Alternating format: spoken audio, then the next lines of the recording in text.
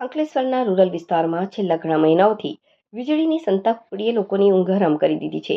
એક તરફ સરકાર 24 કલાક અવિરત વીજ પુરવઠાની ગુલબાંગો પોકારે છે, તો બીજી તરફ વાસ્તવિકતા એ છે કે અંકલેશ્વર રૂરલમાં અઘોષિત પાવર કટ હવે રોજની રામાયણ બની ગઈ છે. વારંવાર ખોરવાતા વીજ પુરવઠાને કારણે હવે 24 કલાક વીજળી એ ગ્રામજનો માટે માત્ર એક લોભામણું સપનું બનીને રહી ગયું હોય તેવી સ્થિતિ સર્જાઈ છે. વહીવટી તંત્ર દ્વારા વીજ ગ્રાહકો માટે સ્માર્ટ મીટર લગાવીને મીટર અપગ્રેડ કરવાની કામગીરી તો જોરશોરથી પૂરી કરી દેવામાં આવી, પરંતુ બીજી તરફ વીજ પુરવઠો સ્થિર રહે અને વારંવારના વીજ કાપને રોકવા માટે ડીજીવીસીએલ, જેટકો કે રાજ્ય સરકાર દ્વારા કોઈ અસરકારક અને લાંબા ગાળાનું આયોજન કરાયું હોય તેવું દેખાતું નથી. સ્માર્ટ મીટરની એપમાં ફરિયાદ કરવાની સુવિધા તો છે.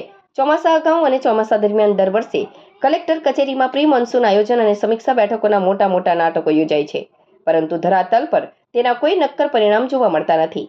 આ બેદરકારીની સીધી અસર ગ્રામ્ય જનજીવન પર પડી રહી છે. અંકલેશ્વર ગ્રામ્ય ડિવિઝનના કાર્યપાલક ઇજનેર મિતુલ ચૌધરી સાથે ટેલિફોનિક વાતચીત કરવામાં આવી ત્યારે તેમણે જણાવ્યું હતું કે થોડા દિવસ અગાઉ વધુ વરસાદની પરિસ્થિતિ સર્જાવાને કારણે ટેકનિકલ ખામી સર્જાતા વીજ પુરવઠો ખોરવાયો હતો.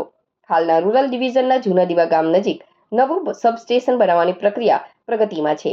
આ નવું સબસ્ટેશન કાર્યરત થતાં આસપાસના 12 જેટલા ગામોને તેનો સીધો ફાયદો થશે અને વોલ્ટેજ તેમજ પાવર કટની સમસ્યા હલ થશે.